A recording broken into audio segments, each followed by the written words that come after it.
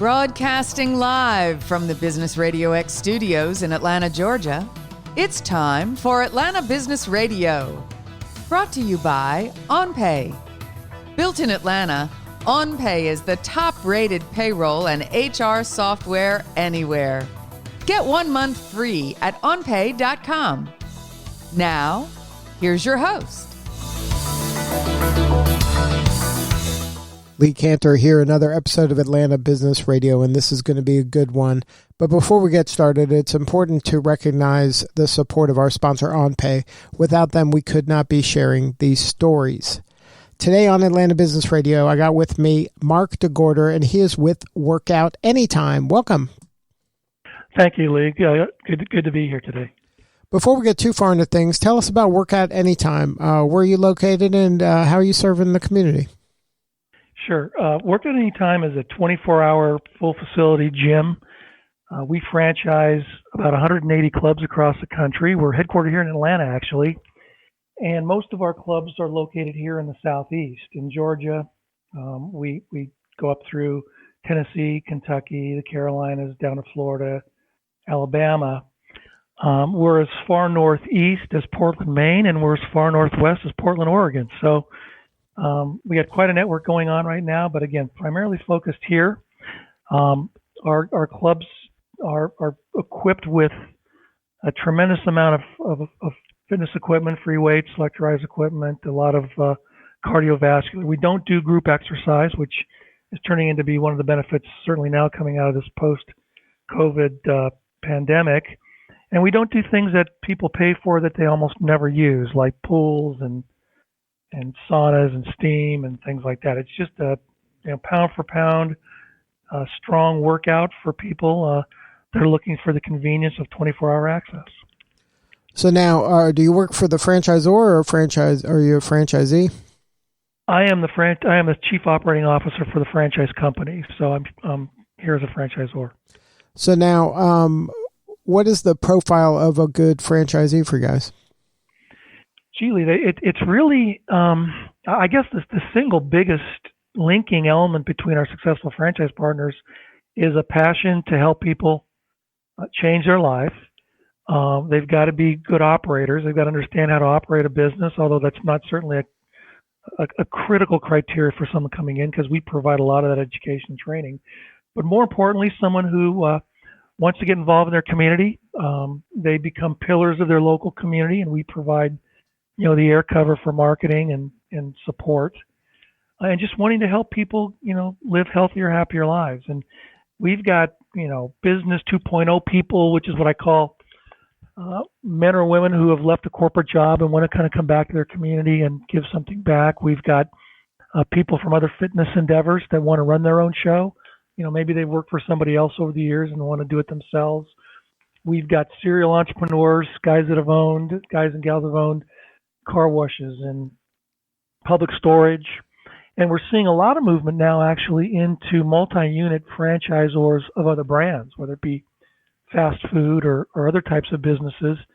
And even now, kind of a movement from the medical community. A lot of people from the medical industry are now jumping into fitness because they handle the treatment side and they know that a good fitness program can really deliver on the prevention side. So it's a pretty broad range of people, but the one linking element, as I said, was they just love to help people live happier lives.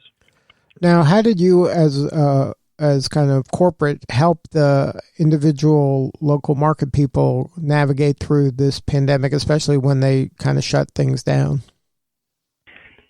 Yeah, well, we saw it actually. It started kind of as a gradual shutdown. It first started with what we called conspicuous cleaning.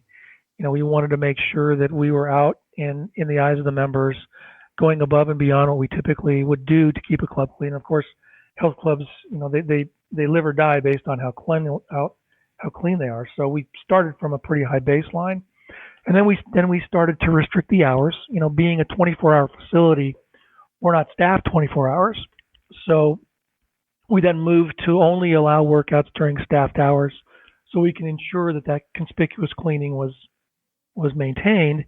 And of course, we went through shutdown. And when we went through shutdown, we here at the corporate office provided a series of virtual workouts either streaming, in real time or on demand through our website and through our app. At the time of the shutdown, we were in the process of finalizing a mobile app. And once we saw that this was going to be an inevitable approach to trying to control this pandemic, we moved very quickly to get the app finished up and rolled out across the country. So we've used that app as well during the shutdown period to pretty much just stay in touch with our members, make sure that they had an exercise option because they couldn't get one at the club. And actually, now that we've reopened, we've maintained those those virtual workouts even now because we do still see some members that are a little slower and wanting to get back into their gym routine. And so we're providing them with an alternative to keep their fitness goals going, even if they don't make it back to the gym. Now in Georgia, I believe that gyms can now operate pretty much as normal, but with certain protocols in place. Can you share what those protocols are? Sure. Fortunately, Georgia was really on the leading edge of opening up the economy. And that took place back on April 24th. And gyms were part of that initial reopening plan. And as you mentioned, there were some requirements that were put in place. Initially, we could only operate on staffed hours. Initially, we had to follow a series of CDC guidelines for cleanliness and disinfection, and we were limited to only 10 people in the gym at one particular time. So we shifted gears and we provided a scheduling system where people could come in on the hour and they would work out for 45 minutes. And then we would, end their workouts at 45 minutes after the hour, spend the next 15 minutes cleaning the club. Now, we actually went in with a commercial grade cleaning and disinfecting company in advance of reopening. But even after we reopened, we take that 15-minute time period, we go back in and clean the clubs. Every member gets their own personal spray bottle with a CDC recommended disinfectant. So they disinfect the equipment both before and after they use it. And that's the way that we're working right now. And it seems to be working out unbelievably well. We opened up to just a tremendous number of members that were just grateful. They'd been cooped up in their homes for, a couple months in some cases, and were getting away from their fitness routine. They were isolated from their friends and family for the most part, and just welcomed the opportunity to get back into a gym setting and get some exercise. So we've seen, just great feedback coming back. Now we've been very careful, of course, to kind of thread the needle between the issue of, the social responsibility of making sure that we're safe, and on the other end, the importance of making sure we as a business open up and can help our franchise partners earn a living. And we just felt that at this time, the risks of the disease are being controlled by us very well, and therefore we can provide the opportunity to our franchise partners to again open up their businesses and serve the public. Now, when there was that lockdown and you were kind of doing the virtual stuff, you mentioned the virtual stuff was for the members that didn't feel comfortable yet. Do you think that some of that activity is going to follow through even when the pandemic's over, that you're going to have some virtual element or online classes or some sort of fitness on a mobile device or something like that? Lee, we really do, actually. We think that, if you look back in certainly in our industry, for years, companies have been trying to really figure out how to conduct virtual training. And really nobody figured it out quite right until Peloton came along. Peloton, of course, is that stationary bike where you can take virtual spinning classes. And I think what's happened is they kind of made it work, and they demonstrated it could be done. You could replicate the studio experience if done right. And I think that when the pandemic hit, everybody was left with that as really the only option. And I think what's happening going forward, actually, I don't think, this is how we're seeing things, is that in many cases, the consumer behavior's changed. And there will be an element of our industry that is totally comfortable working out at home. It's flexible, it's convenient, they don't have to drive anywhere, they can control their environment. So we're exploring other means by which we can take the virtual exercise, the virtual health club, to the members if they can't or would prefer not to come to the gym. Of course, we believe that the experience is going to have to be super good. It's going to have to be on that Peloton level. You can't just hook up a Zoom meeting on a cell phone, and that's really not going to work. And we're of course looking beyond that, but we do believe that as either an enhancement to an existing membership or even a standalone membership, that there's going to be a place for virtual workouts in the future. Now, because of the so many people had lost jobs and things like that, have you seen an uptick in interest in being a franchisee? Because I would imagine some of those people have had enough of working for somebody else. They want to kind of take their future in their own hands. It's interesting that you bring that up, because the franchise business is really one that thrives well in recessions for the reasons that you just pointed out, and we're seeing interest.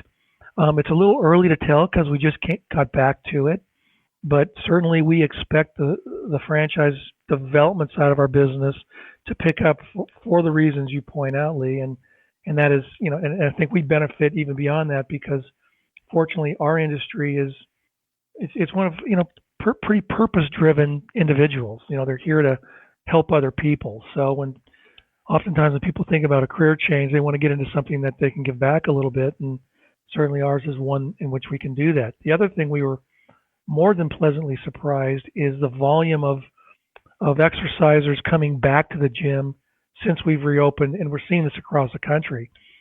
Yesterday they opened up in Dallas, Texas, to a tremendously broad support of members. Same in Florida. So we were a little concerned. We didn't quite know, how to read it, and had built some financial models on a number of different levels. But what we're seeing now is frankly a very positive and opportunistic approach to the business as we move forward. So now for the folks in the metro Atlanta area or Georgia, what is kind of the price point that Workout Anytime plays around in? We've got an entry-level price point for $9.99 a month, and that's for basic gym access. It gives you access to the gym that you join. We've got about 40 gyms throughout Atlanta and the northern part of Georgia. So one of our great selling points is that a member can use any of those gyms. The $9.99 plan really is limited to the club they join, but we've got another that ranges between $15 and $19 a month, and that provides reciprocity to all the clubs. And then our premium membership at between $25 and $29 a month gives you enhanced amenities like tanning and massage and some other features that aren't available at the basic membership. They're month to month, so you can join, and there's no long-term commitments. You can decide that you can cancel with 30 days notice. So it's a very easy way for people to get into a health and fitness plan and do so certainly in a very, very low cost environment. And that's one of the things you mentioned a moment about unemployment. One of the things that we learned back in the recession of 2006, 7, 8 is that a lot of people were trading down from their higher priced memberships, but they knew they needed to work out. They were interviewing for jobs. They wanted to keep their fitness levels. So we saw a lot of people actually giving up on their $100 fitness boutique membership and joining some of the more lower priced products like ours. So that's one of the things I think we're going to see now. We've got, almost 15% of Americans out of work now. Many still want to keep their fitness program going, and at $9.99 a month, you can pretty much do that. And we're just delighted we're able to provide that offering to people if they don't have a steady job coming in right now. Well, thank you so much for sharing your story. If somebody wanted to learn more about Workout Anytime, what's the website? The website is workoutanytime.com. One word, workoutanytime.com. And again, we're here in Atlanta, and we've got opportunities for franchises here in Atlanta and across the country. So now's a good time to jump on the fitness bandwagon, that's for sure. Good stuff. Well, thank you again for sharing your story. Lee, thank you very much for having me. All right, this is Lee Cantor. We'll see you all again next time on Atlanta Business Radio. And remember to support our sponsor, OnPay. Without them, we could not be sharing these important stories. Today's episode of Atlanta Business Radio is brought to you by OnPay. Built in Atlanta, OnPay is the top-rated payroll and HR software anywhere. Get 1 month free at onpay.com.